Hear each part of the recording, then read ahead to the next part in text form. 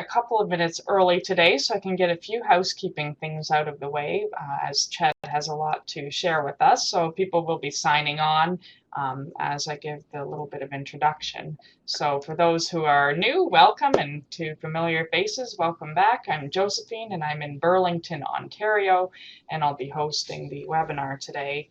Today's webinar will be 1 hour, including time for questions and answer. Dithya has asked about the handouts, and I'm going to make a comment about that as well. Regarding the chatting, people are invited to type their questions and comments in as the webinar is in progress, and Chad will try to respond to those and incorporate them into his presentation.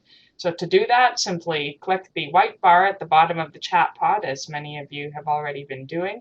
Type your question or comment, and then click enter or click the bubble to the right, and that will ensure that your comment is visible to everyone in the room. If at any time you have any technical difficulties, you can use that space as well to type me a note, and I'll be here in the background, and I will help work with you to resolve those.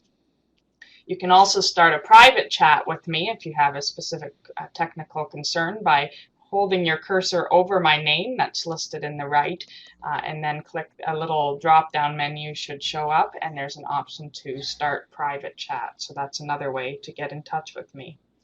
Today's webinar will be recorded, and to answer the question about the handouts, Chad has not made the PowerPoint available. However, it will be recorded, and he has two files that pertain to his presentation, and you'll find them at the right-hand column of your screen underneath the videos.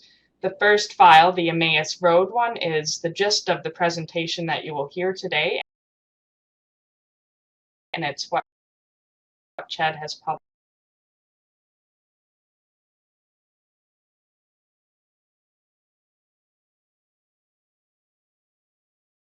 published in a recent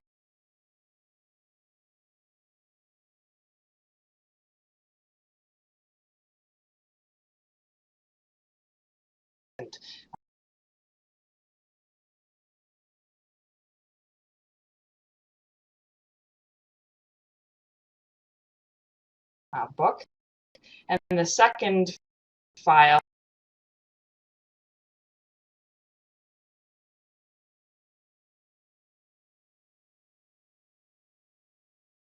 is the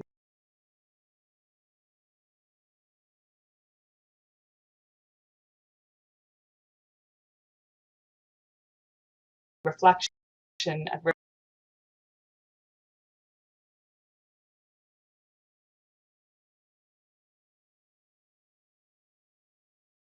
reflection that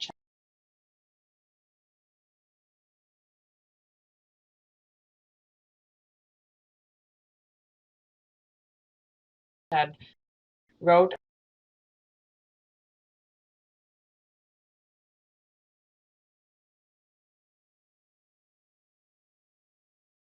on the 50th anniversary of Martin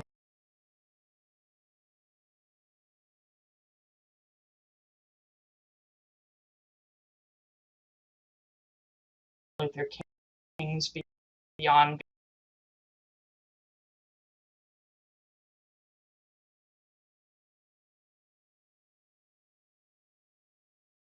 Vietnam speech.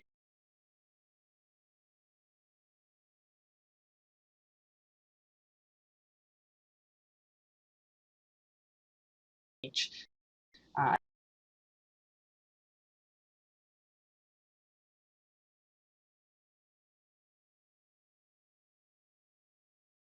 Time to break the silence. So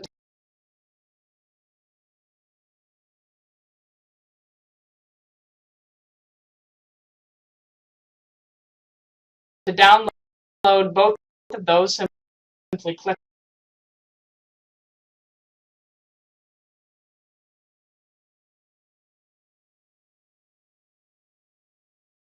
the one that you'd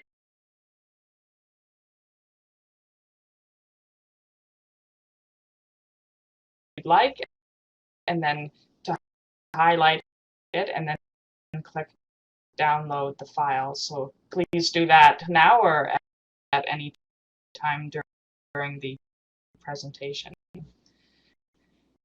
Finally, if chatting doesn't appeal to you, or if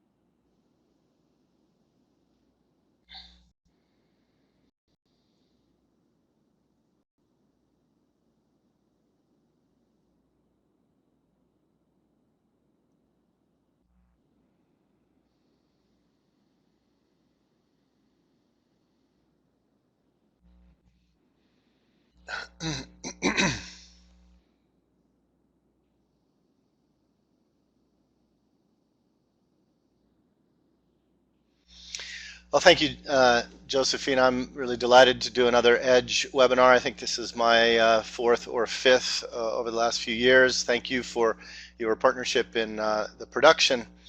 I'm going to ask you who are participating a couple of times during the presentation for some chat back feedback on some questions that I pose to see how the ideas we're talking about correlate with your own experience. So let's get started. Our churches in the Northern Hemisphere, for us, Eastertide is celebrated in the heart of spring. This has been, however, something of a mixed blessing for our churches. On one hand, there's a powerful resonance between this season of surging new life in nature and the story of Christ's resurrection. I don't know if you are seeing much springtime where you are in the various parts of Canada, but this is a picture of the California golden poppies, our state flower, that are currently exploding in our yard here in Southern California. This is a powerful correlation, springtime and resurrection, and it's not inappropriate to celebrate in our liturgical life. For example, we see this kind of synergy in the beautiful Celtic tradition of the flowering cross, or for that matter in the more pagan tradition of the Easter egg hunt. On the other hand, the subversive meaning and power of our gospel Easter story has often been lost amidst our churchly tendencies to turn the occasion into a mere spring festival. We do have a kind of a genius for sugar-coating the gospel, or should I say in this case, chocolate covering it, this highest of Christian holy days, burying it under sentimentality and occasionally under fabulous Easter hats. In particular, struggling mainline churches, which are already losing religious market share, take care not to do or say anything too controversial on Easter. After all, it's one of the 2 Sundays of the whole year that we can count on nominal Christians filling our pews. So, Easter is too often celebrated in a way that is maximally insulated from history, from gospel history and from our own history. And as a consequence of such chocolate coating, the church's public theology of resurrection is experiencing diminishing returns, so much so that we are almost embarrassed to speak about it. So what would it mean to reconnect Easter proclamation with history? let's start with something close at hand, at least in Canada. This very day, April 1st, is an anniversary worth reflecting on. In 1918, following 4 days of demonstrations over the Easter weekend against the Military Services Act that devolved into rioting in Quebec City, Canadian Prime Minister Robert Borden sent in troops from Ontario to stop the anti-conscription protests. Orders from the soldiers were read only in English to the mostly francophone demonstrators, and when they didn't disperse, the troops fired, killing 4 and wounding 70. So April 1st marked the end of this so-called Easter riot, which totaled more than 150 casualties. No fooling. Speaking of war, to bring it closer to us, just 3 weeks ago, we commemorated the 11th anniversary of the start of the Second Gulf War in Iraq. We are, as people of faith, perhaps done debriefing that debacle. Really?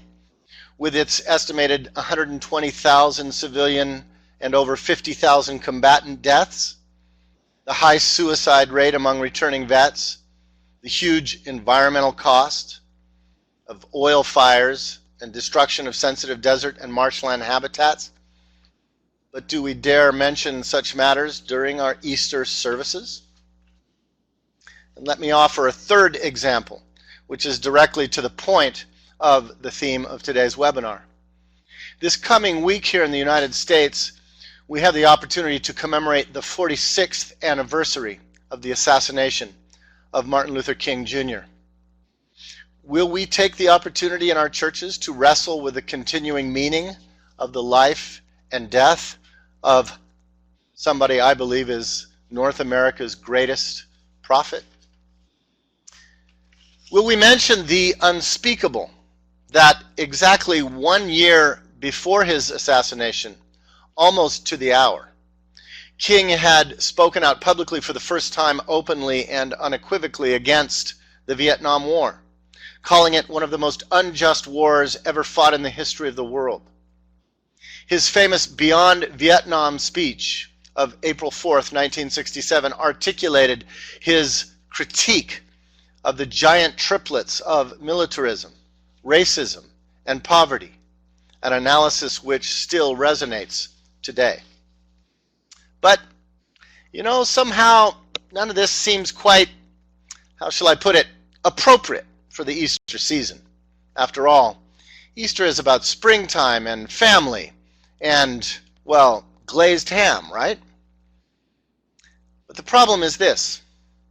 We Christians have forgotten that the resurrection accounts in our Gospels took place under a shadow of death just as real as the riots in Quebec almost a century ago, or the murder of a civil rights leader a half-century ago, or the bombing of Baghdad just a decade ago. Our Bible stories do not take place in Disneyland. They narrate a world just like our own, full of poverty and oppression and intrigue. And that's precisely why they offer us true hope to resist the reign of death around us, rather than some sort of religious inoculation against its consequences. To recover this tough character of our scriptures, however, demands a little recontextualization, and that's our focus today. So this webinar will not offer helpful techniques for preaching a great Easter sermon. Our focus will, hopefully, have an impact on what some of us proclaim come Eastertide. I want to invite you to examine with me Luke's famous account of the road to Emmaus.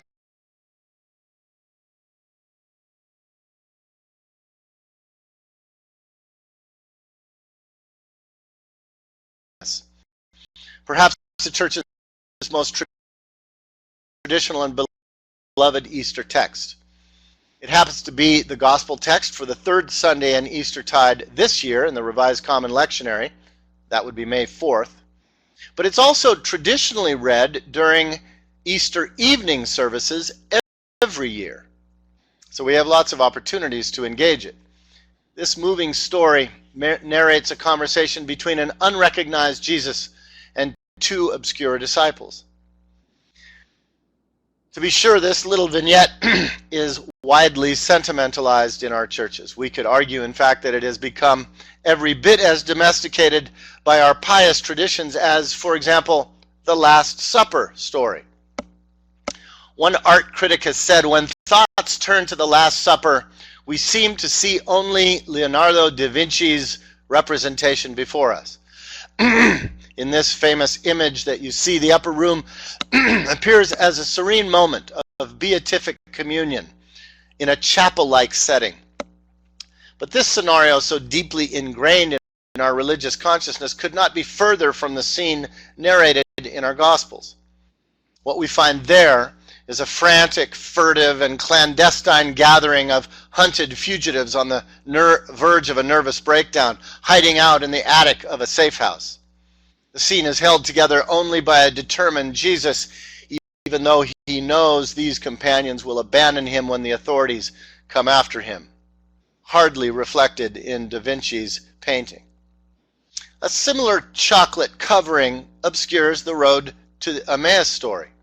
It exists in popular churchly imagination as a contemplative stroll through a shaded landscape, a casual tete-a-tete delightfully interrupted by the risen Lord.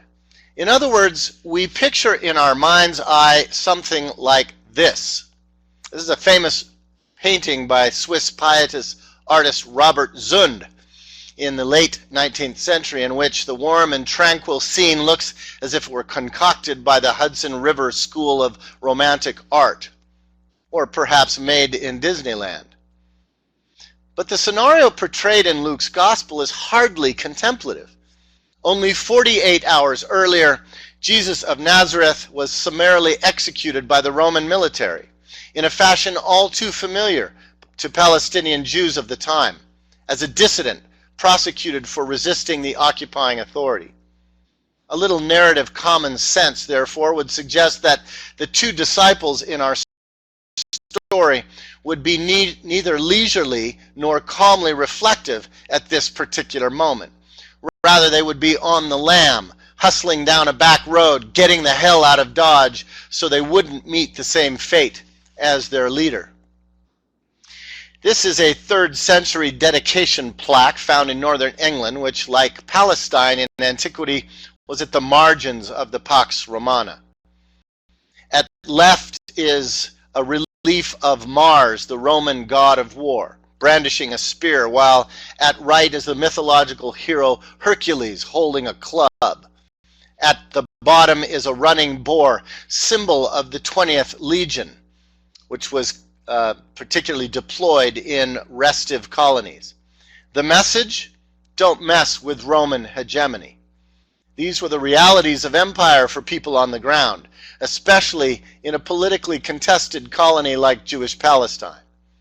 And in Luke 24, Jesus' little movement had just been beaten down decisively by the Roman occupiers of Judea.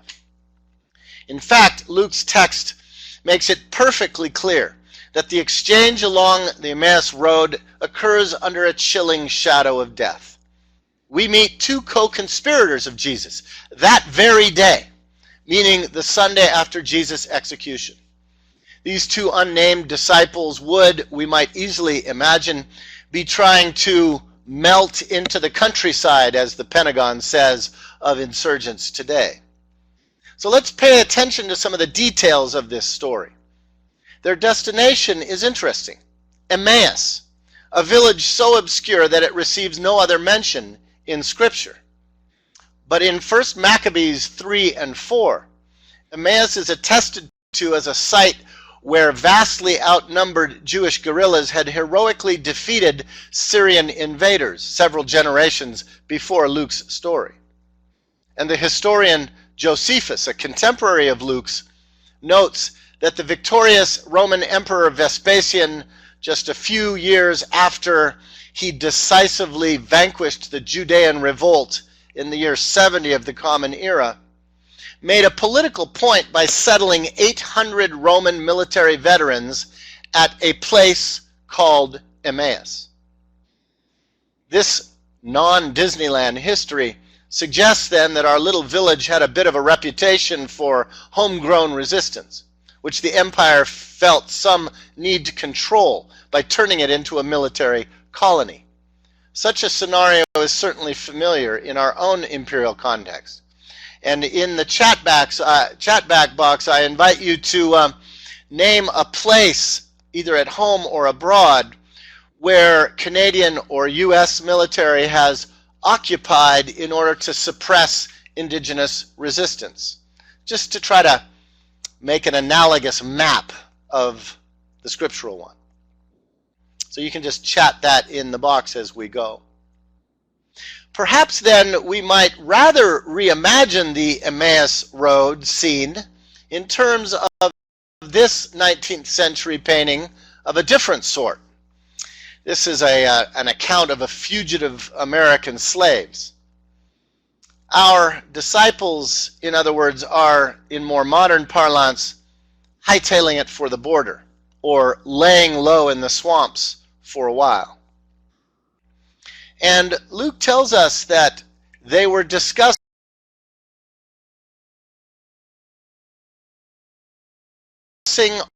all the things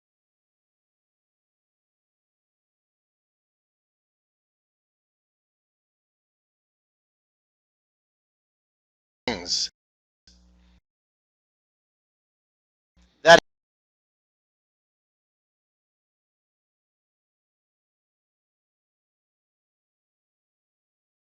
had happened.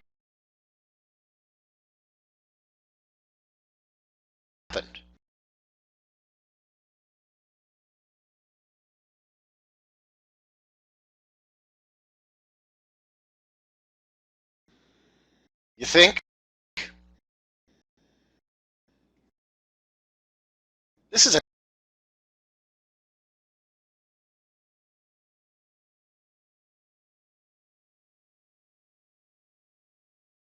technical phrase in the gospel tradition.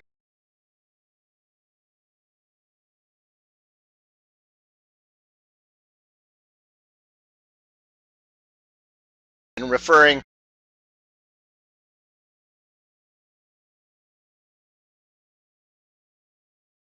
specifically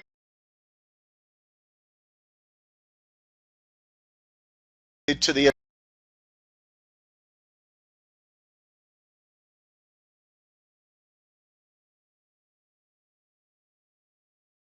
events of the arrest, trial, and execution of Jesus. So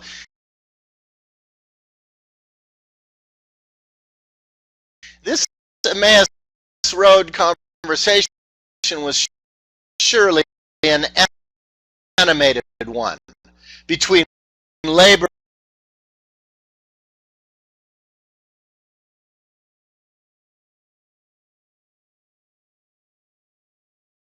breaths and anxious glances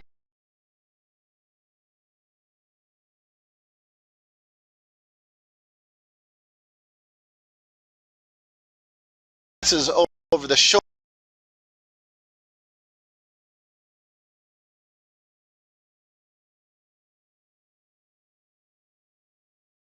shoulder. These poor disciples were probably blaming each other for the mess they had gotten into, wondering what their next move might be, lamenting Roman kangaroo justice, cursing the colonizer, perhaps even cursing Jesus for failing to deliver on his promises of a new social order. A couple of exegetical notes confirm these suspicions. First, the distinctively Lucan verb for discussion in verses 14 and 15 is homilene, from which we get our term homiletics. It appears only 2 other times in the New Testament, both in Acts, once where Paul, describing Paul's sobering farewell sermon at Troas, a serious through-the-night conversation about how the young movement would survive. And again in Acts 24, where it refers to Paul's conversation with the Roman governor Felix concerning justice and the coming judgment, a discussion, we are told, that scared the ruler half to death. In other words, homilene refers to weighty matters, not light banter. Moreover, in the New Testament, the verb suzetein almost always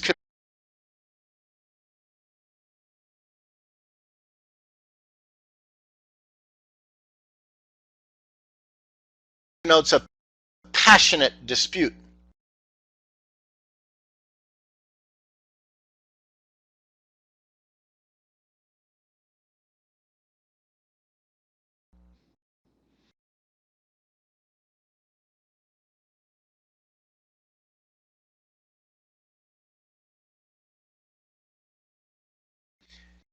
They had a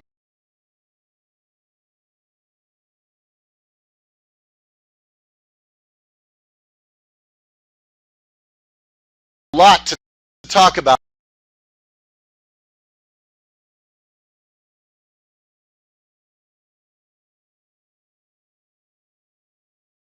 all right.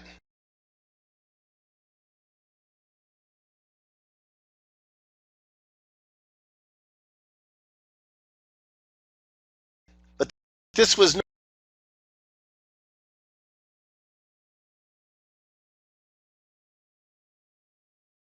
no peripatetic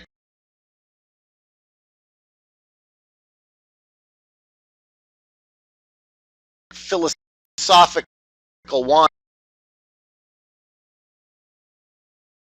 wander. Rather, it was a grief-laden, scared stiff, contentious briefing under the shadow of death. The disciples' preoccupation with this intense, desperate discussion might explain why they didn't immediately recognize their teacher. Or perhaps, as Daniel Berrigan has suggested, perhaps it was because Jesus had been so beaten up and disfigured by his torturers. After all, as we'll see, Luke later tells us that Jesus' scars were still very visible. And tradition holds it, after all, that he'd been to hell and back. Or maybe Luke is working here in the Midrashic tradition of the rabbis, in which Elijah comes back incognito to see if the world is ready to receive him. In any case, the stranger's response makes it clear that he has walked in on a heated debate. Because verse 17 reads literally, "What words were you throwing back and forth at each other?"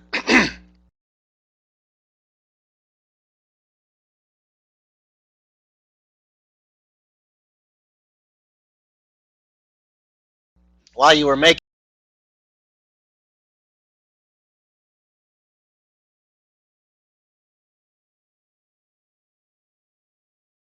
your way.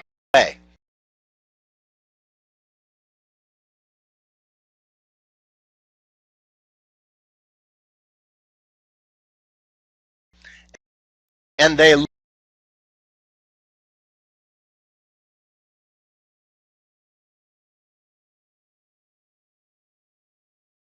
looked gloomy.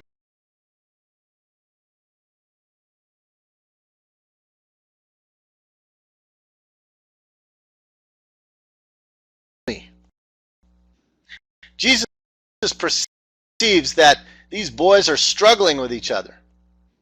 Moreover, Cleopas' retort betrays a distinct tone of impatience.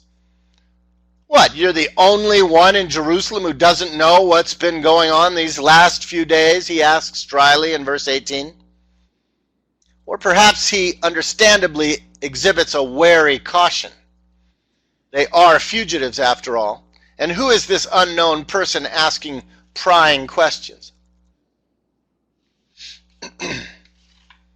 Now that Luke has sufficiently established angst in this very unhappy scene, we detect a certain delicious irony in how the stranger plays dumb. "Huh?" he mutters with a straight face. do tell.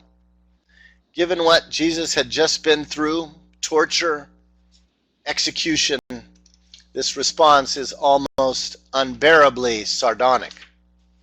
But it does force the narrative to reiterate the crushing political events just recounted, so we don't mistake this story world for Disneyland. Cleopas passionately, if perhaps a bit recklessly, launches into the whole sordid affair. How Jesus of Nazareth had resuscitated the prophetic tradition in his ministry, igniting hope among people, longing for liberation and shalom. And then how his own leaders' bloody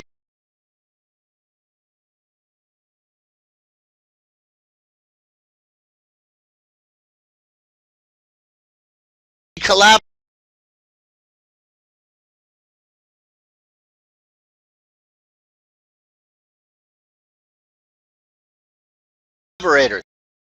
had railroaded him and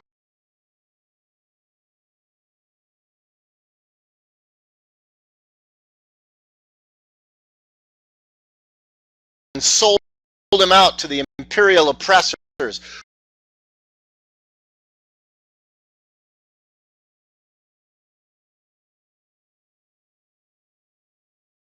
who mercilessly strung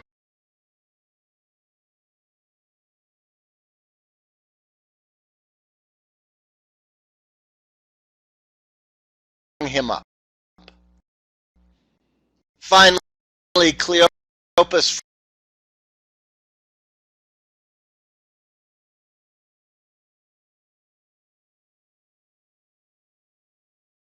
frustration boils over.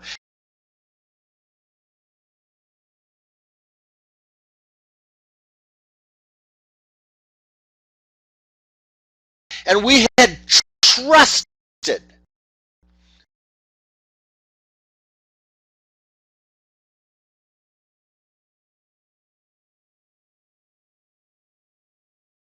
this is the verb in the New Testament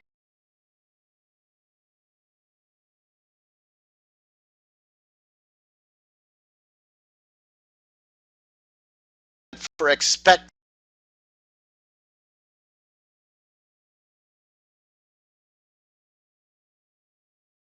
hope.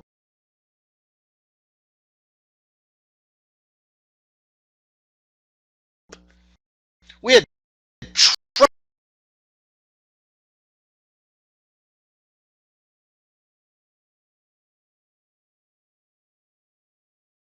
trusted that he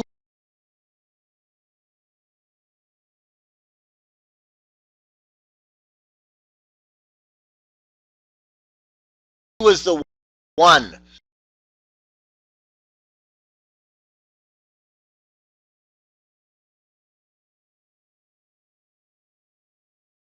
to liberate us.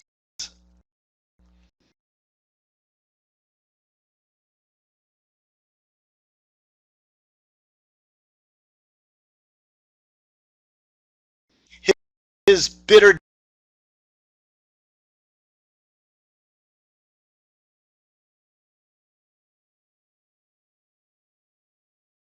disappointment,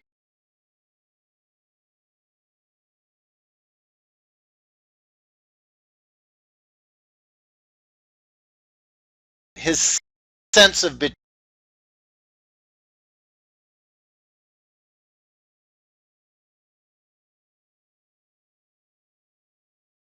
betrayal, his confusion are all palpable.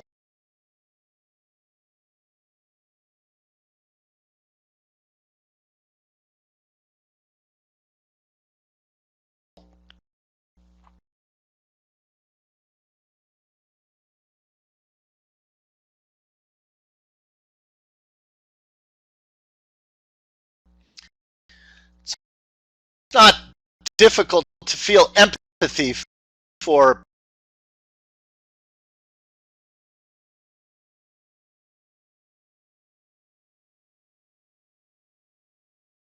poor Cleopas.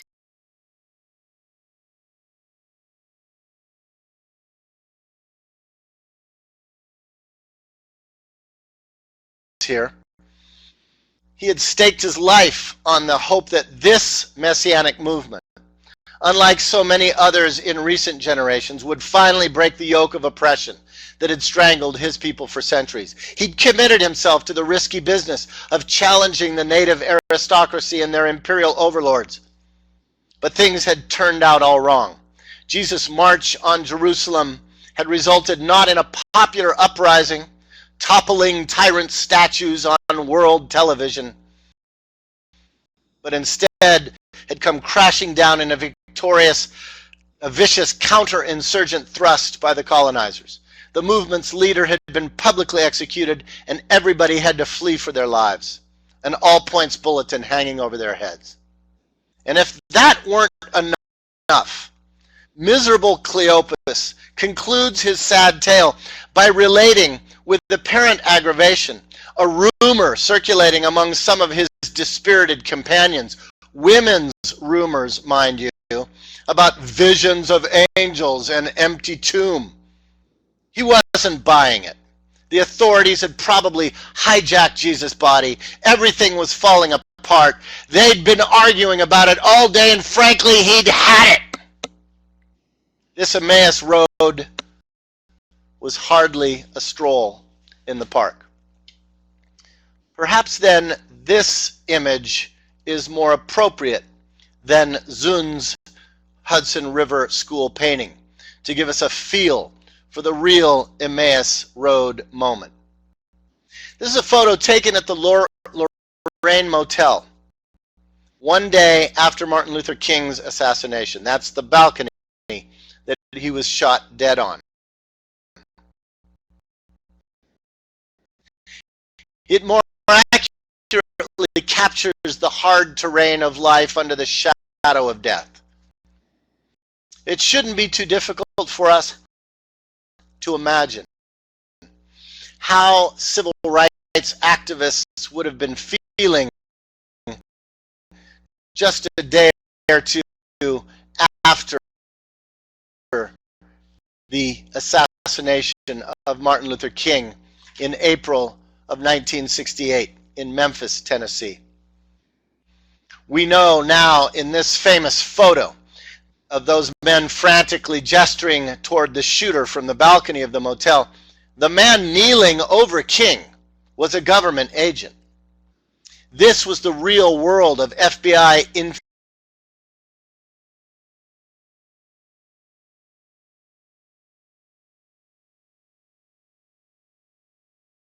infiltration and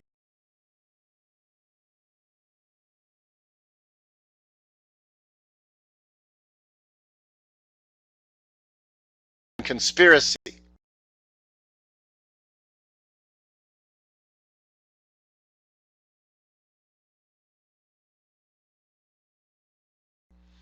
Of imperial justice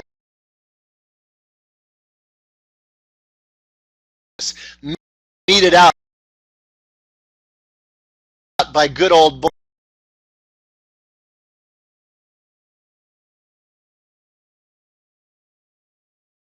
boys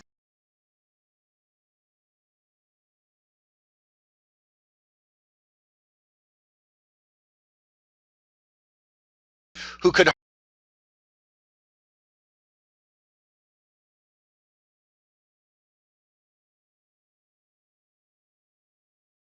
hardly contain their glee at the prophet's demise, and then of stern official calls for law and order in the wake of this tragedy by the very ones who engineered it. Memphis City was on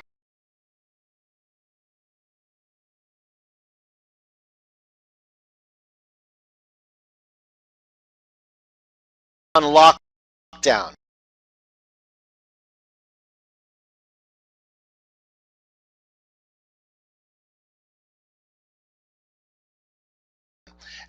And we'd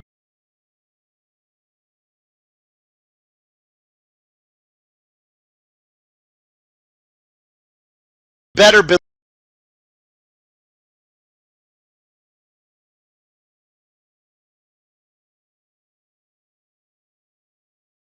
believe that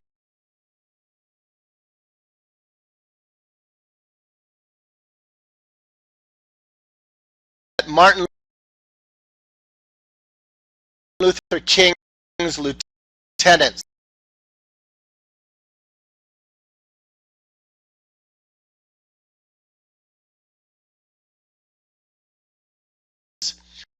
were going crazy trying to figure out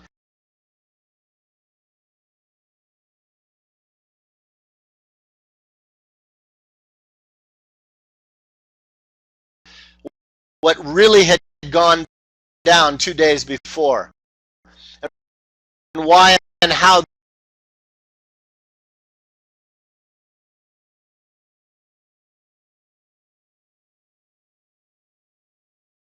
their leader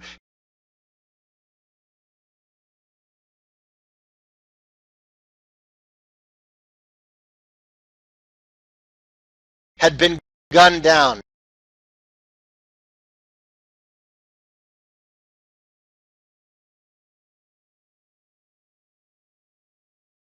And who was behind it, and what it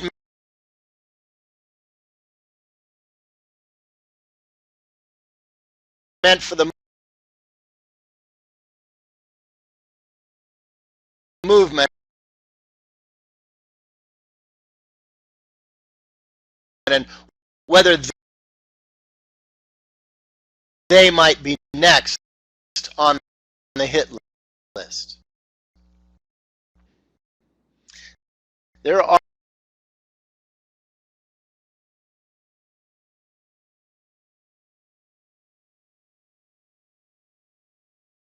some uncomfortable parallels here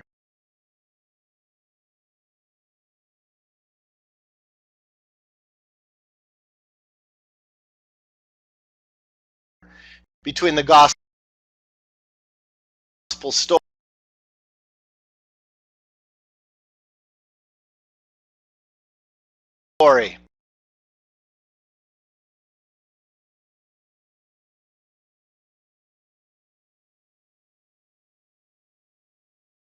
and this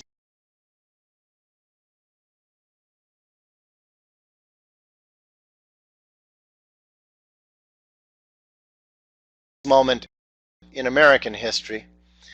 Just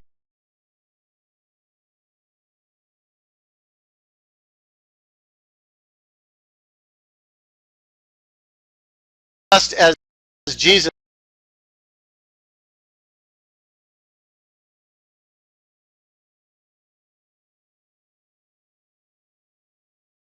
entered Jerusalem to the acclaim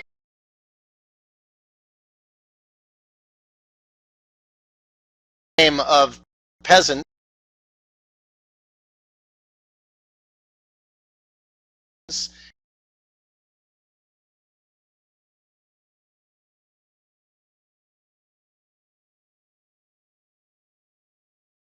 in the Palm Sunday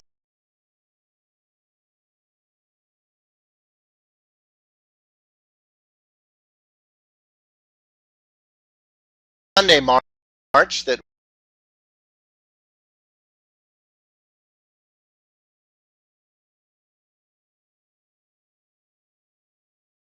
we'll celebrate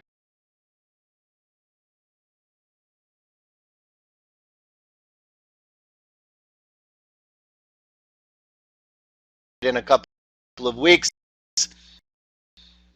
So Dr.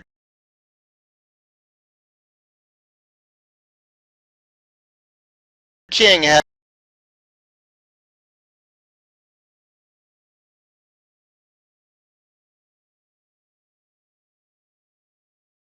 come to Memphis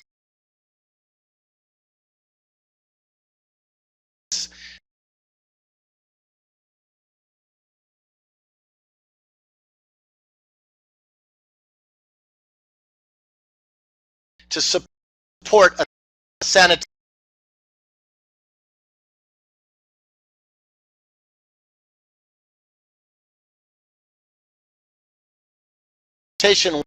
workers strike in the spring of 1968. A commitment of profound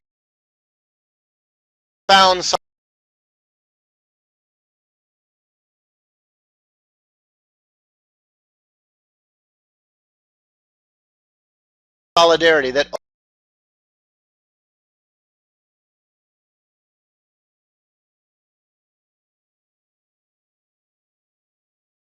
ultimately brought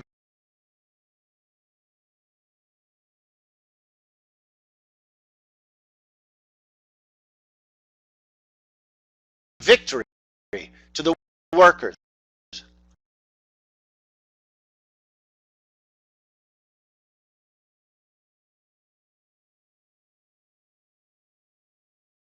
But tragedy and trauma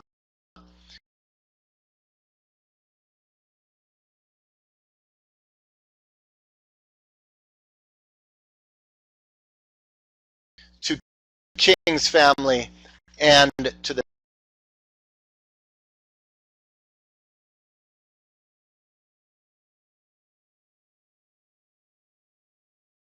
nation.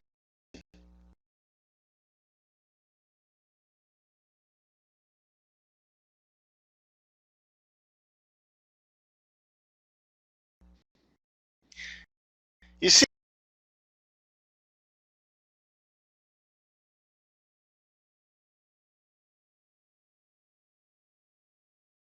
friends, the Emmaus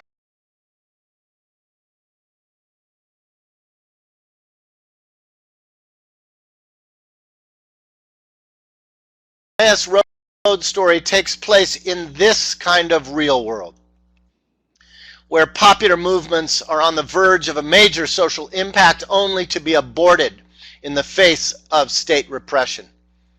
But it is this world that the Bible inhabits, not the fantasy world we so often imagine in our churches. And yet how rarely we North American Christians grapple with such matters. We're too preoccupied with institutional survival, too insulated from the shadow of death to entertain the possibility that we too might be captive to the same powers that got rid of Jesus and King. Jesus, on the other hand, as portrayed in Luke's story, embraces the trauma. His response to Cleopas is instructive.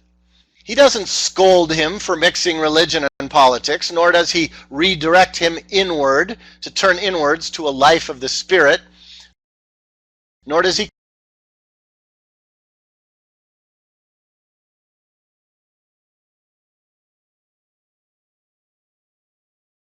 console him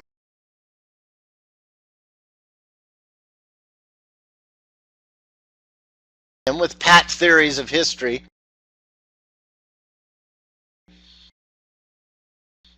Instead,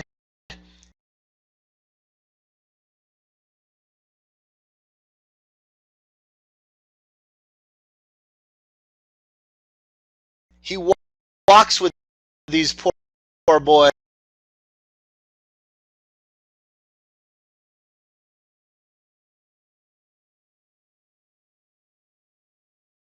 for a few miles.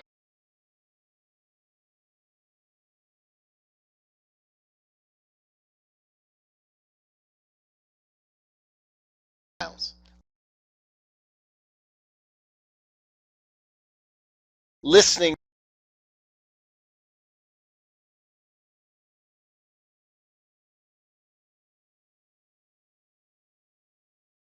to their pain.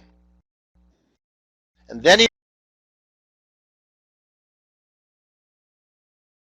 responds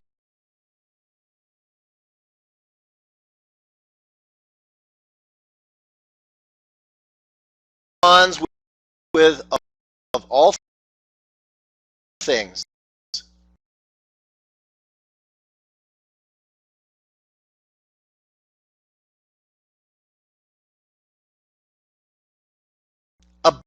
Bible study.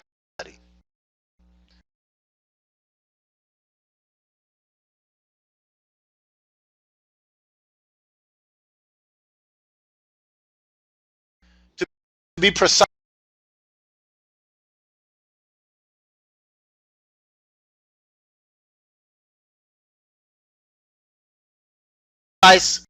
it's the first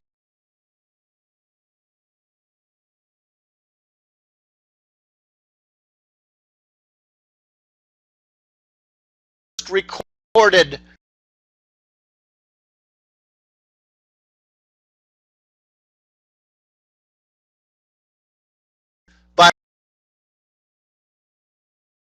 Bible study in the life of an Easter church.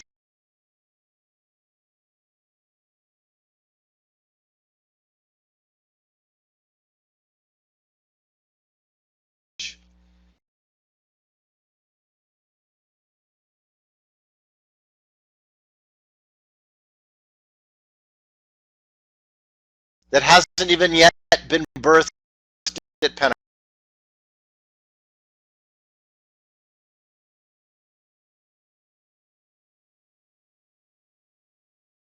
Pentecost.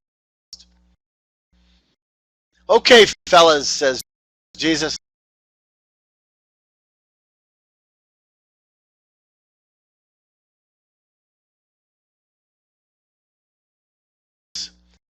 It's a bad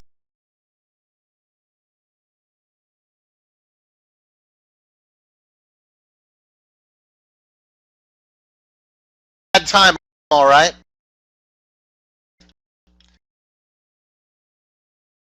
So open your Bibles to the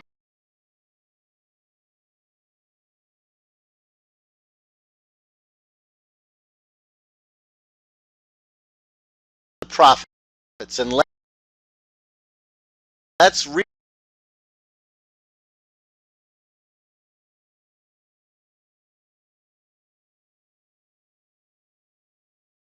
reread history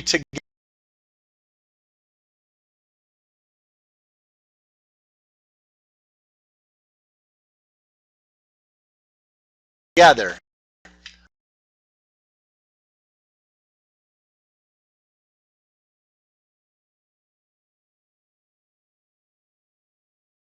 Under the shadow of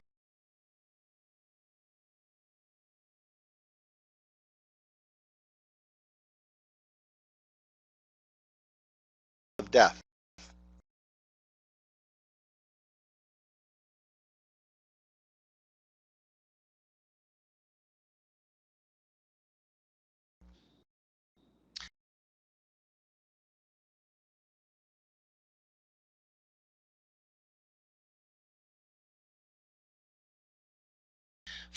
Frankly, this turn in the narrative makes modern theological liberals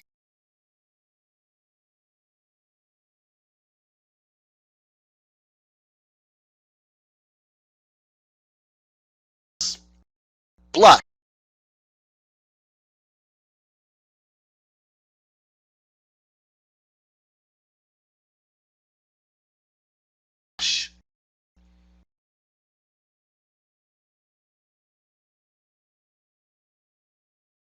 And yet this Bible study hardly fits the hermeneutic program of theological conservatives. Luke tells us that Jesus addresses these fit-to-be-tied disciples as fools.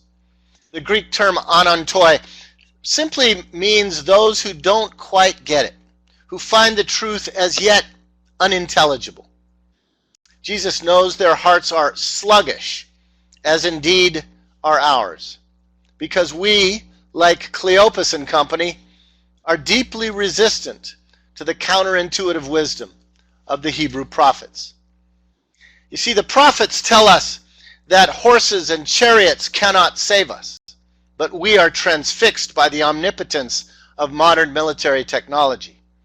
The prophets tell us to defend the poor, but instead we lionize the rich. The prophets call for justice, but we yield to compassion fatigue.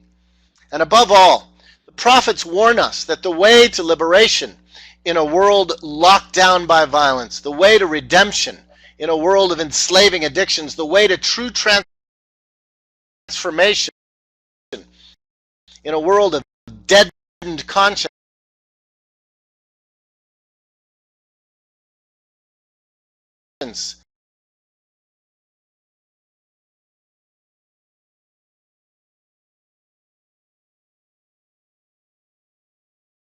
and numbing conformity.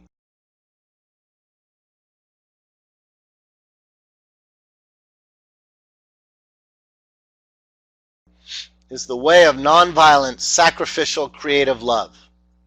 But we are slow of heart, a euphemism for not quite having enough courage. And so we ignore or marginalize the prophets. Now I want you to chat back some names of prophetic figures in Canada. We're going to do this again at the end. Who are prophetic voices in the Canadian scene that our churches don't quite get? And of course, what we balk at most is the stranger's punchline. Thank you so much, Ted, for this compelling look at the Emmaus Road this key query upon which our theological reading of history hangs. For facilitating our thinking, was it not necessary that Messiah should suffer? Just a couple of quick now, reminders the Greek term before we go to the polls, and is I will important. Need to it's the imperfect explain form of a technical apocalyptic term that appears throughout the New Testament. Download the files, you're it refers to the fact that an official reaction to prophetic witness is inevitable. Today's webinar which is has really been a better recorded, translation. And that will be available. It's not a rhetorical question for Christological catechizing about cosmic propitiation, the way traditional atonement theories have it. It is rather the ultimate challenge to our deepest assumptions about society and the cosmos. The prophet's death is not necessary given the character of God. It is, however, inevitable given the character of the ruling authorities. And just a plug for our no own one who Edge pays webinars. attention Our to next history one will can be dispute with the Tom truth Bandy on of the this topic assertion. of volunteer management. But or to embrace it is to challenge our profound captivity to the logic of domination and retributive justice. To you. You know, we North Americans, we keep wanting the good guys to win. Final goodbye, so we are forced to make believe that even the worst sort of characters are the good guys. Perhaps, Chad, I will make... even if the good guys end up being prime ministers or generals with blood on their hands, we strive to manage history from the top down, to control it with our technologies, to win all battles with overwhelming power. But the prophets keep talking about revolution from the bottom up, the wisdom of outsiders, the power of the least, as in the story of one of our most recent martyrs, Sister Dorothy Stang in Brazil. In other words, we Christians today are just like the disciples in Luke's story. We may understand enough to acknowledge that Jesus lived a prophet's life, but we do not yet quite understand enough to recognize the historic inevitability and redemptive. If you have a final word, Chad, I think you have a slide here.